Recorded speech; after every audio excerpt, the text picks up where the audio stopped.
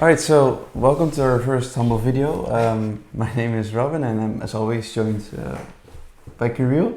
And basically, we're gonna do some talking about stock value investing. Yeah. That sounds like a planned start. Exactly. Yeah. So basically, what we are or who we are, we're just fanatics when it comes to value investing. We read a lot about it. We work with it almost every day, at least personally. And we just really like the concept of value investing. We made our own tool and we want to spread the word. Yeah, basically the whole idea of that is just we created the tool for ourselves first because we just got really tired of just copy pasting a lot of financial data in the spreadsheets and then making sure just run our evaluations there. So we decided to automate it for ourselves. But then we felt like, why not just make it accessible to other people, because we've seen like a lot of other services which people charge a lot of money for it, and we're like, yeah, that shouldn't be that way, and we just want to share it with others, and also just look for people like us, like-minded, who are interested in value investing in general, and who can also talk to the community like that, who are interested in the topic. Exactly. So shall we dive in? Yeah. So this is our tool, and you're greeted with, and you've already seen it on your screen, and you also probably had time to read what's on your screen. But anyway, just quickly run through it. The first thing you're greeted with is your tick symbol and the exchange.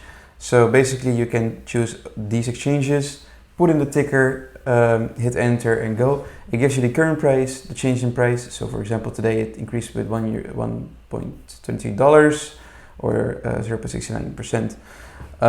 We can see the market cap, the return on invested capital, whether or not they pay dividend, PE ratio, earnings per share, price to book ratio, all that nice stuff is already here. And of course a big, or at least a small section on what the company is, if you want to have a small summary on what they do. Yeah, especially if you're not familiar with the company, it's always nice just to get to know it first, briefly. Exactly.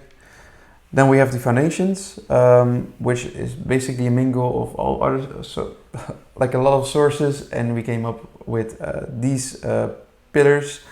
So whether or not there's revenue growth, net income growth, free cash flow growth within the past 5 years are some nice indicators on whether or not the company is doing well. Same goes for whether their long-term debt is covered by their free cash flow, which basically means, do they want to pay it off in one go? When it's necessary, they will be able to do so.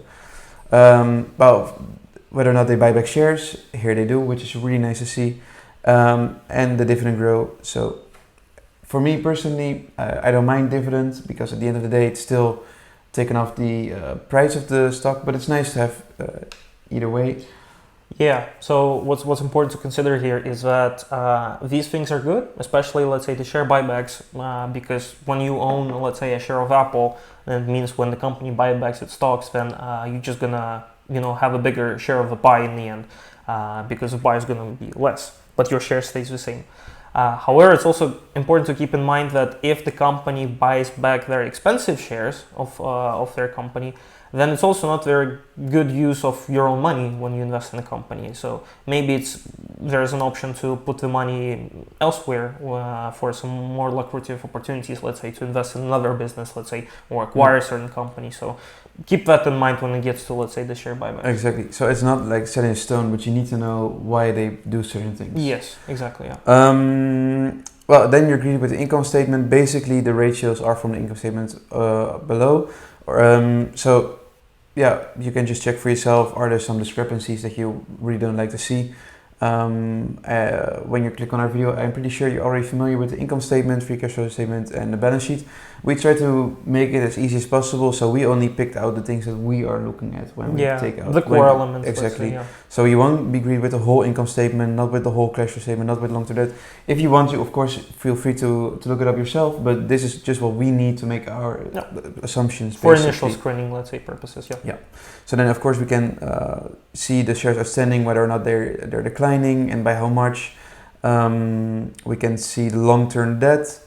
So we touched this earlier. We see another huge increase in long-term debt, which is nice. But then again, you mentioned another video probably. Yeah, That, because we run that several times already because of like different Yeah. issues and stuff.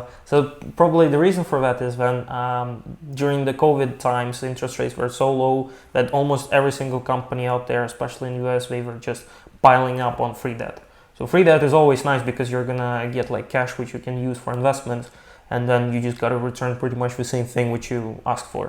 So in this case, it's actually fine, especially for Apple, to have such long-term debt burden, because we also have very nice free cash flow and free cash flow growth, so they will be easily able to afford it and to offload it from their balance sheet. So that's not really a problem for Apple, let's say, in this case. Yeah, exactly. And then we have another set of statistics. I'll mention the book in the comments below, or at least in the description, together with our disclaimers. Of course, none of this is financial advice. Yeah. And what you want to see here is green on the board. So basically, these statistics are from a book on value investing, written by the daughter-in-law of Warren Buffett, if I'm not mistaken, and a protege of Warren Buffett. And they just dissected what the companies looked like whenever Warren Buffett bought and sold them. So we included that into our sheet to see again if it's still a nice company to buy. Well, we can see net earnings ratio above 20%, which is really nice. So yeah, besides the fact that they are able to generate massive amount of revenue, they're also able to make a nice profit out of it. Interest expense ratio, you want to see this as low as possible.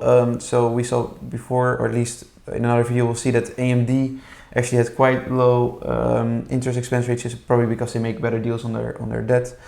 Research and development is actually really surprising to see that they have quite low R&D costs, and it's of course because they have the whole ecosystem. Their mode is just inclusivity of users, making sure that they are attached to the Apple brand. So probably if you have a MacBook, you also have an iPhone, you have a Magic Mouse and Magic Keyboard, the wallet, the AirTags, whatever. It all works together. So that's why they don't need to have an insane amount of research and development in their products. Yeah, and also probably because of the fact that Apple has pretty nice margins. So when it gets to, let's say, the portion of their R&D in comparison to, let's say, the amount of money they actually make from their products, it's I wouldn't call it, let's say, drop in the bucket, but it's still better than, let's say, the majority of our tech firms. Yeah. So for the selling and general expense ratios, you want to see this as low as possible. It's basically on selling and marketing. Again, you will see in other videos that this fluctuates quite a bit. So Apple has an easy time selling their product. They have no issues at all, which is of course really nice for them. Well, yeah, like when it gets to that, let's say from the last earnings release, I think Apple actually had some hard times when it gets to the growth of their hardware sales, but they actually are very nice when it gets to the services. So their services, and they also have very high margins, they're lucrative, they're profitable, they're actually growing quite significantly. So what it means is that for Apple, they have already great use base with all the devices, with the whole ecosystem, and now they're just trying to put the layer on top of that. So just try to surround it with all the services, as many as possible, to different use cases and everything. And then that's where they're making the money. Yeah. Well, then we see the depreciation, which also you want to see it as low as possible. Besides 2019 and 2020, it's been below 10%, which is really nice. Free cash flow per share outstanding. This time it's always the higher number, the better. Yeah. And exactly. you also see it increasing, which is also a really good indication. Yeah, that's a good signal indeed. Yeah, but also probably because of the fact that both their free cash flow is growing, and then they're also buying back their shares. Yeah. So then that's why the free cash flow per share is actually growing in quite good. I'm listening. Yeah, so what we're saying is, of course, before Siri cut us out, see, Siri knows that we're talking about mama companies, so there we go. Thank you, Apple. Yeah, so sorry for the interruption, but yeah, basically, the bigger the number, the better, because of the free cash flow improvements they've had, and the share buyback. It's you'll see this number increase, which is really good to see. Yep, absolutely. Some other things, free cash flow, we talked about this before, revenue growth. So you see that even though they don't grow their revenue, they are able to have they still have really good net earnings ratio.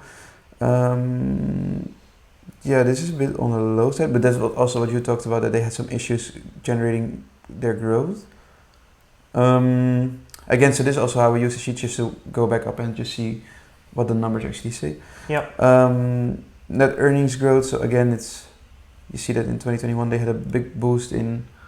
Yeah, that's probably sales. again because of the COVID. Yeah. Because there was like such a large demand for the hardware. So people sitting at home, they need laptops, they need phones, they need all the hardware to work. So that's why the company probably enjoyed as you can see, very nice revenue growth, free cash flow growth, and that also results in good net earnings growth, of course. Yeah. Shares ascending change. We talked about this. Different growth. They have dividends. They only didn't pay out in 2020, probably due to COVID. They didn't increase it. That's it. They kept it on par, but usually they just try to increase the dividend, let's say, with the increase in inflation. So that's rather nice. But again, if you look all the way up, the dividend yield is like 0.5%. So it's a drop in the bucket when it gets to Apple. So maybe in the future, of course, when the Apple is gonna, from the growth stock is gonna change to, let's say, the cash cow, and maybe they're gonna, speed up the dividend growth rate, and then maybe the share buybacks. But yeah, you never know. You'll see. Yeah. And then, this is your section, the funds with investing ratios. Yeah. So basically, similarly to the section which Robin has covered, I come across the one very interesting hedge fund manager, Terry Smith. He's British, and he has his hedge fund called Fundsmith, which is not very, let's say, popular out there on YouTube, on social medias and stuff. But funny enough, they actually have very nice yearly returns on their investments. I think somewhere in the ballpark of 20%. So I got very interested in their way of thinking when it gets to, let's say, value investing. And these are the 5, let's say, main sections, main points which they look into when they are choosing their stocks to invest in. So first one is return on capital employed. As you can see, probably due to some reporting issues or whatever, some of the, let's say, figures here are returning 0. But then again, it's something for you to look into in the future if you're interested, let's say, investing into Apple.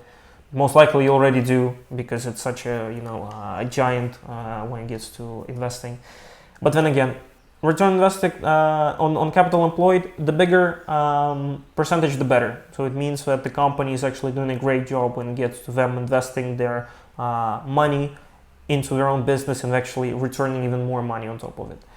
Gross profit margin and operating profit margin similar. So what it means is that when the company has, let's say, higher 20s, 30s, 40s in these parameters, that means that the company has wide moat. It has very great demand from the clients on its services and products. So again, here, the bigger the better.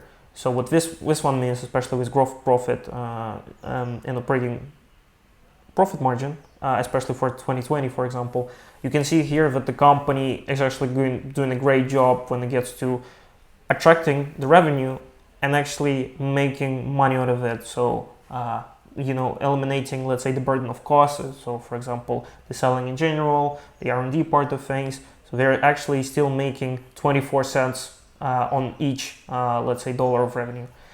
The cash conversion, similar. So this one means is that how much of pure cash the company is actually generating from its net incomes.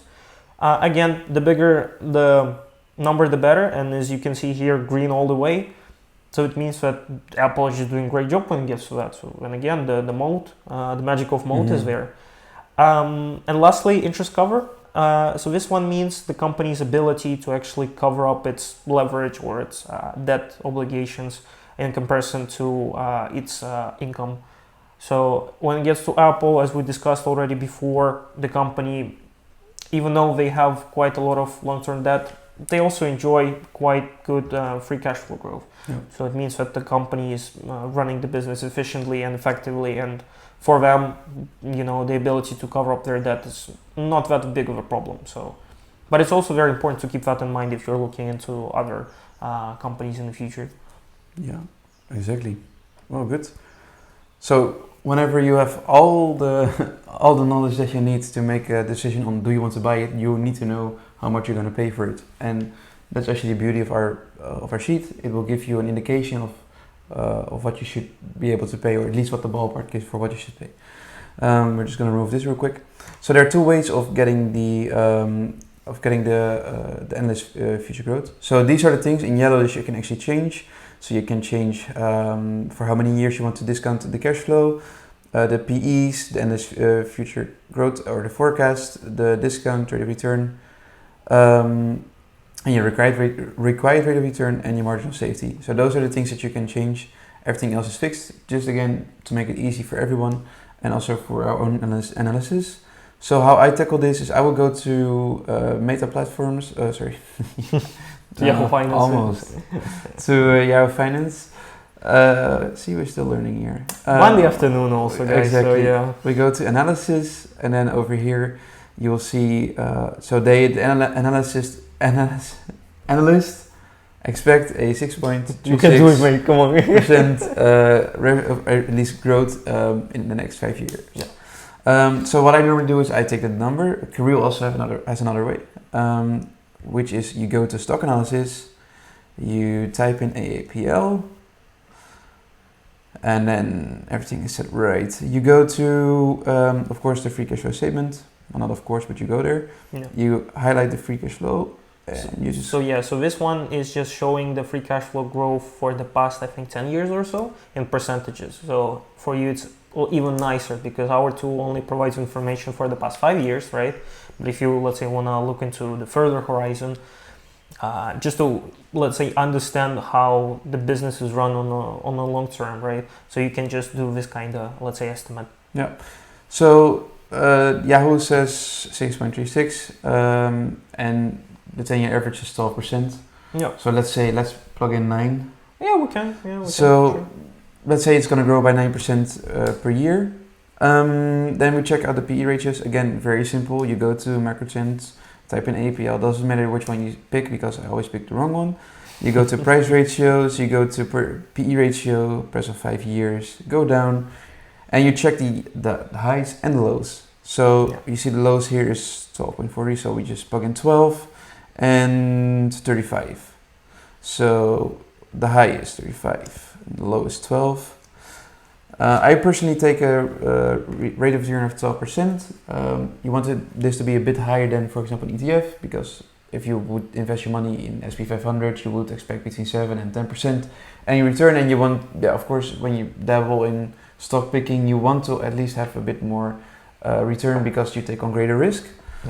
Discount rate of return, I always keep this on 12%, but you can change these numbers and see how you feel with them. The margin of safety, I keep this on 20%. When you're older, you can increase this. You can also check it out. If a higher margin of safety would also still mandate a buy, let's say. I like to keep it on 20%, but you can change it around. Yeah, and it also depends on, let's say, the competitive advantage of the company, right? So, for example, when it gets to Apple, right, you know that you're buying, let's say, the dinosaur when it gets to business, when it gets to, let's say, their ability to, for example, manage their pricing strategies and everything, because people just want their product. So then in this case, maybe it makes more sense to lower your margin of safety down. But then again, as a rule of thumb, you can just put it 20 just to see how it goes, and then you can just adjust it later if you want to. Exactly. Well, we just analyze, and what we'll see is, of course, after it runs the numbers. Yeah, so it's gonna actually look into the calculations of the 5 formulas, and it's gonna take the average of them, and then it's gonna actually just spit out the number for you. Exactly. Yeah. And we take the average because we both are very keen on statistics, and we know that the average is most of the time right. And then also you still, of course, have the option to look at your preferred formula. So if there's some formula that you really enjoy, for example, if you really enjoy Benjamin Graham's work, you can just use this formula and you'll be fine. Yeah. Okay, so after loading, what we agreed with is something very overvalued.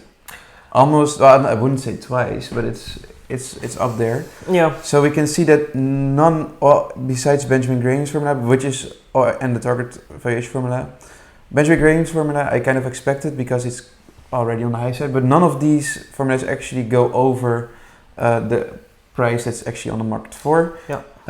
If you would to have, like, if you want to buy it fair value, it will be worth €107, and if you wanted to make 12% on it, you should have bought it on $85.